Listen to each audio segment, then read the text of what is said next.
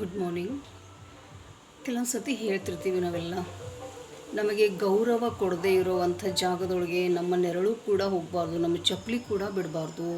ನಮಗೆ ಯಾರು ಗೌರವ ಕೊಡೋಂಗಿಲ್ಲಲ್ಲ ಅಂಥ ಸಂಬಂಧಗಳಲ್ಲಿ ಉಳಿಬಾರ್ದು, ಅಂಥ ಸಂಬಂಧಗಳನ್ನು ಉಳಿಸ್ಕೋಬಾರ್ದು, ಬೆಳೆಸ್ಕೋಬಾರ್ದು.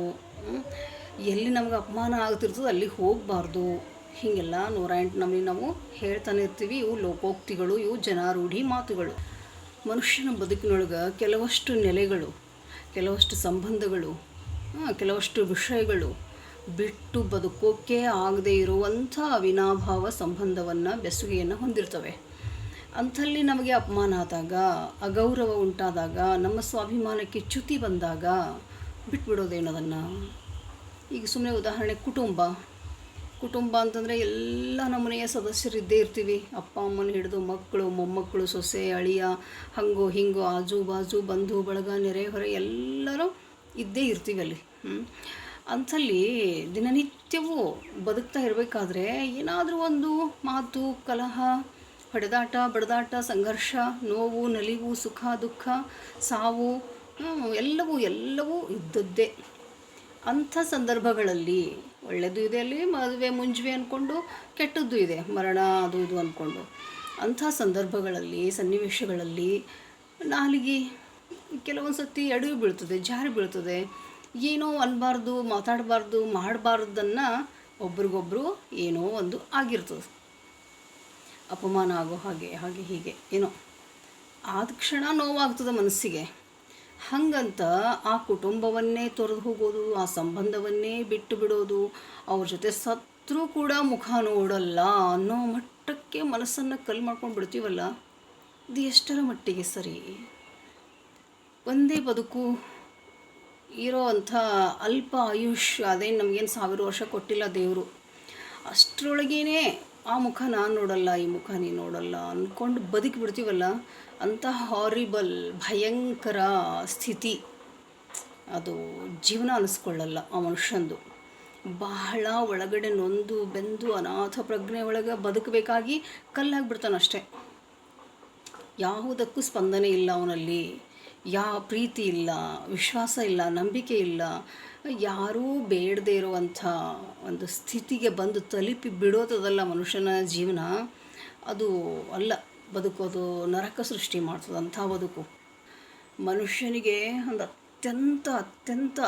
ಅತ್ಯಂತ ಸುರಕ್ಷಿತವಾದ ಸ್ಥಳ ಅಂತಂದರೆ, ನೆಲೆ ಅಂತಂದರೆ ಕುಟುಂಬ. ನೆಮ್ಮದಿ, ಶಾಂತಿ, ಪ್ರೀತಿ, ಸಂತೋಷ, ನೋವು, ನಲಿವು, ದುಃಖ ಏನೇ ಎಲ್ಲವನ್ನ ಕೊಡೋದು ಕುಟುಂಬ.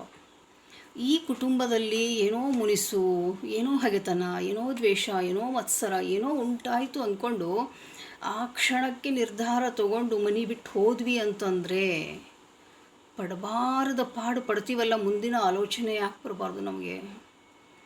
ಇಲ್ಲಿ ಮನೆಯವರು ಇವರೆಲ್ಲ ಯಾರವರು? ಆ ರೀತಿ ಎಲ್ಲ ಮಾಡಿದವರು ಯಾಕೆ ಮಾಡಿದ್ರು ಅವರು? ಒಂದು ಸ್ವಲ್ಪ ನಾವೇ ಇಂಟ್ರಾಸ್ಪೆಕ್ಷನ್ ಮಾಡ್ಕೊಂಡು ಬಿಟ್ಟರೆ ಅಲ್ಲಿ ಬಗೆಹರಿದು ಬಿಟ್ಟಿರ್ತವೆ ಅವೆಲ್ಲವು.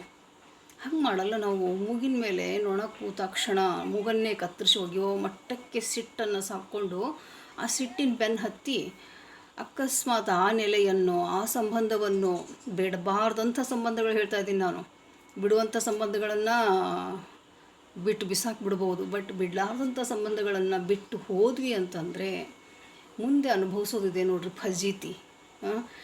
ಕುಟುಂಬದಲ್ಲಿ ಸಿಗುವಂಥ ಪ್ರೀತಿ, ಗೌರವ, ವಿಶ್ವಾಸ, ಆಶ್ರಯ, ನೆಮ್ಮದಿಯ ಆಶ್ರಯ ಪ್ರಪಂಚದೊಳಗೆ ಎಲ್ಲೆಲ್ಲೆಲ್ಲೂ ಸಿಗಲ್ಲ. ಕುಟುಂಬ ಅಂದರೆ ಕೇವಲ ಗಂಡ ಹೆಂಡತಿ ಮಕ್ಕಳು ಅಷ್ಟೇ ಅಲ್ಲ. ಸ್ವಲ್ಪ ವಿಶಾಲ ಆಗಬೇಕು ಹೃದಯ, ದೊಡ್ಡದು ಮಾಡಬೇಕು ಮನಸ್ಸನ್ನು. ಎಲ್ಲ ಇಡೀ ಸಮಾಜನೇ ನಮ್ಮ ಕುಟುಂಬ, ಇಡೀ ಊರೇ ನಮ್ಮ ಕುಟುಂಬ, ಇಡೀ ದೇಶನೇ ನಮ್ಮ ಕುಟುಂಬ. ಎಲ್ಲವನ್ನ ಬಿಟ್ಟು ಎಲ್ಲಿ ಹೋಗ್ತೀರಿ? ಒಂದು ಮನೆಯನ್ನು ಬಿಟ್ಟು ಹೋದಾಕ್ಷಣ ಎಲ್ಲ ಕಡೆ ನಮಗೆ ಗೌರವ ಸಿಕ್ಕೇ ಬಿಡ್ತದಂತಿಲ್ಲ. ಆ ಮನೆಯೊಳಗೆ ಸಿಗದೆ ಇರೋ ಗೌರವ ಮುಂದಿನ ಇದ್ರೊಳಗೆ ಸಿಗ್ತದಂತ ಏನು ಗ್ಯಾರಂಟಿ? ಯಾವುದಕ್ಕೆ ನಾವು ಹೆದರ್ಕೊಂಡು ಹೋಗ್ತೀವಲ್ಲ ಬಿಟ್ಟು ಆ ನೆಲೆಯನ್ನು, ಅದರ 10 ಪಟ್ಟು ಮುಂದೆ ಕಾದಿರ್ತದೆ ನಮಗೆ. ಅದಕ್ಕೆ ಅಲ್ಲಿ ಏನು ಇಟ್ಟನಲ್ಲ ನಮ್ಮನ್ನು ದೇವರು, ಅಲ್ಲಿ ಏನೇ ಬರಲಿ ಅದನ್ನೇ ಸಹಿಸ್ಕೊಂಡು ಅನುಭವಿಸ್ಕೊಂಡು ಸುಮ್ಮನೆ ಬದುಕೋದನ್ನು ಕಲಿಬೇಕಾಗಿದೆ. ಸುಮ್ಮನೆ ಬದುಕಿಬಿಡೋದು. ನಮ್ಮನ್ನು ಯಾರೂ ಗೌರವಿಸ್ತಾ ಇಲ್ಲ, ಲಕ್ಷಿಸ್ತಾ ಇಲ್ಲ, ಗಮನಿಸ್ತಾ ಇಲ್ಲ, ಪ್ರೀತಿಸ್ತಾ ಇಲ್ಲ, ಕೇರೇ ಮಾಡಲ್ಲ ನಮ್ಮ ಬಗ್ಗೆ, ಯಾರಿಗೂ ಕಾಳಜಿ ಇಲ್ಲ.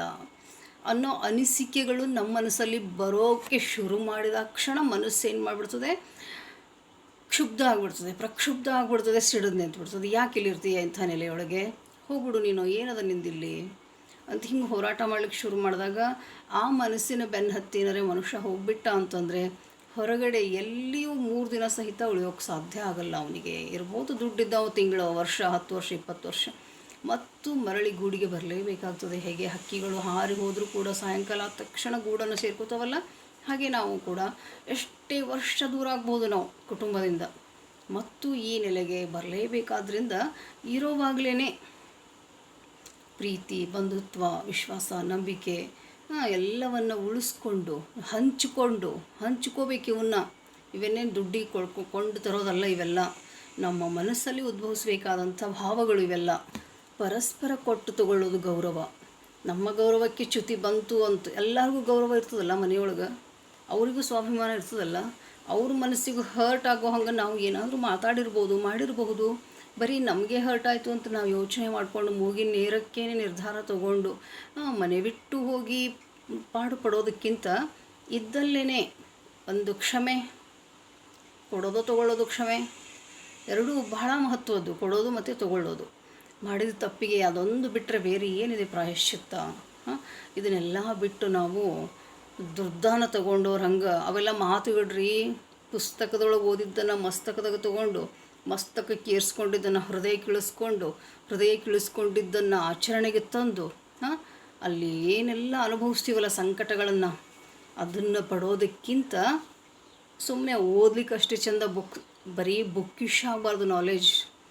ನಾವು ಅನುಭವಿಸಿ ಬರಬೇಕು ನಾಲೆಜ್. ನಮಗೆ ಅನುಭವದಿಂದ ಬಂದಂಥ ಏನು ಜ್ಞಾನ ಇದೆ ನೋಡ್ರಿ, ಅದು ಪ್ರಾಕ್ಟಿಕಲಾಗಿ ಯೋಚನೆ ಮಾಡಲಿಕ್ಕೆ ಶುರು ಮಾಡಿಸೋದು ಮನುಷ್ಯನ ಮನಸ್ಸಿಗೆ ಹಚ್ತದೆ ತಾನೇ. ಅದು ತೀರಾ ಎಲ್ಲ ವಿಷಯಗಳು ಪ್ರಾಕ್ಟಿಕಲಾಗಿ ವಿಚಾರ ಮಾಡೋದು ತಪ್ಪಾದೀತು. ತಾರ್ಕಿಕತೆ ಒಳ್ಳೆಯದು, ಎಲ್ಲ ವಿಷಯಗಳು. ಕೆಲವೊಂದು ಬೇರೆ ಬೇರೆ ವಿಷಯಗಳು ಹೃದಯಕ್ಕೆ ತೀರಾ ಆತ್ಮಕ್ಕೆ ಸಂಬಂಧಿಸಿದಂಥ ವಿಷಯಗಳಿರ್ತವೆ.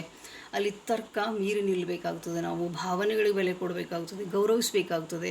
ಇಲ್ಲದೆ ಹೋದರೆ ಅಲ್ಲಿ ಮನಸ್ಸುಗಳು, ಸಂಬಂಧಗಳು, ಮನೆಗಳು ಎಲ್ಲವೂ ಮುರಿದು ಬೀಳೋ ಸಂಭವಗಳಿರುವಾಗ ನಾವು ತರ್ಕವನ್ನು ಪಕ್ಕದಲ್ಲಿಟ್ಟು ಅದನ್ನು ಉಳಿಸ್ಕೊಳ್ಳೋವತ್ತ ಏನು ಮಾಡಿದ್ರೆ ಉಳಿತದ ಸಂಬಂಧ, ಅಲ್ಲಿ ನಾವು ಗಮನವನ್ನು ಕೊಡಬೇಕು, ಬಾಗಬೇಕು, ಏನೇನೋ ಆಗಬೇಕಲ್ಲಿ ಅಂದಾಗ ಉಳಿತವೆ. ಇದನ್ನು ಬಿಟ್ಟು ನಾನು ಎಲ್ಲ ಕಡೆಯೂ ಸೆಟದ ನಿಂತೆ ಇದು ಮಾಡ್ತೀನಿ ಅಂತಂದರೆ ಆಗಲಿಕ್ಕಿಲ್ಲ. ಅದರಿಂದ ಪ್ರಪಂಚದಲ್ಲಿ ಅತ್ಯಂತ ಸುರಕ್ಷಿತವಾದ ನೆಲೆ ಒಂದಿದೆ ಅಂತಂದರೆ ಕುಟುಂಬ.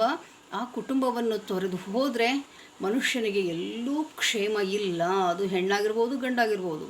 ಉದ್ಯೋಗ ನಿಮಿತ್ತ ಹೋಗ್ರಿ, ಬಟ್ ಈ ಸಿಟ್ಟಿನ ಭರದೊಳಗೇನು ಹೋಗ್ತೀವಲ್ಲ, ಅಲ್ಲಿ ನಾವು ಕೆಟ್ಟಂಗೇನೆ ಹೊರಗಡೆ ಹೋದರೆ, ಹಸಿಲು ದಾಟಿ ಹೋದರೆ ಹೆಣ್ಣಷ್ಟೇ ಅಲ್ಲ, ಎಲ್ಲರೂ ಸಿಟ್ಟಿನ ಅದ್ರೊಳಗೆ ಬುದ್ಧಿ ಕೈ ಕೊಟ್ಟರೆ ಅಂತಂದರೆ ನಮ್ಮ ಬದುಕು ಶಾಂತಿ, ನೆಮ್ಮದಿಯನ್ನು, ಆರೋಗ್ಯವನ್ನು ಕಳ್ಕೊತದೆ ನೋಡ್ರಿ. ಮೇನ್ ಕುಟುಂಬ ಬಿಟ್ಟು ಹೋದ್ವಿ ಅಂತಂದರೆ ಆರೋಗ್ಯವೇ ಭಾಗ್ಯ. ಆ ಭಾಗ್ಯನೇ ಇಲ್ಲ ಅಂತಂದರೆ ಹೊರಗಡೆ ಹೋಗಿ ಏನು ಸಾಧನೆ ಮಾಡೋದು? ಕುಟುಂಬದಲ್ಲೇ ಇದ್ದು ಹೋರಾಟ, ಹಾರಾಟ, ಶಾಂತಿ, ನೆಮ್ಮದಿ ಏನೇ ಇರ್ಬೋದು. ನಮ್ಮ ಕುಟುಂಬ ಬಡತನ, ಸಿರಿತನ ಎಲ್ಲದಕ್ಕೂ ಹೊಂದ್ಕೊಂಡು ಇದ್ದದ್ರಲ್ಲಿ ಬದುಕೋದನ್ನು, ಇದ್ದದ್ರಲ್ಲಿ ತೃಪ್ತಿ ಪಡೋದನ್ನು, ನಮಗೆ ಎಂಥವರೇ ಇರಲಿ ಅವ್ರ ಮನೆಯ ಸದಸ್ಯರು, ಅವ್ರು ಎಂಥವರೇ ಇರಲಿ, ಅವ್ರ ಜೊತೆನೇ ನಾವು ಅನಿವಾರ್ಯ. ನಮ್ಗೆ ಹುಟ್ಟಿಸ್ಬಿಟ್ಟ ದೇವರಲ್ಲಿ, ಆ ಹುಟ್ಟಿಸಿದ್ದಕ್ಕೋಸ್ಕರ ನಾವು ಅನಿವಾರ್ಯಕ್ಕಾದರೂ ಆ ನೆಲೆಯಲ್ಲೇ ನಾವು ಇದ್ದು ಇಡೀ ಜೀವನವನ್ನು ಅವ್ರಿಗೆ ಅನುಸರಿಸ್ಕೊಂಡೇ ಹೋಗಬೇಕು. ಉದ್ಯೋಗಕ್ಕೋಸ್ಕರ ಹೊರಗಡೆ ಹೋಗಬಾರ್ದು ಅಂತ ನಾನು ಹೇಳೋದಿಲ್ಲ. ಈ ಸಿಟ್ಟಿನ ಕೈಯೊಳಗೆ ಬುದ್ಧಿ ಕೊಟ್ಟು ಹೊರಗಡೆ ಹೋಗಬೇಡ್ರಿ ಅಷ್ಟೇ ಹೇಳೋದು ಈಗ. Thank you.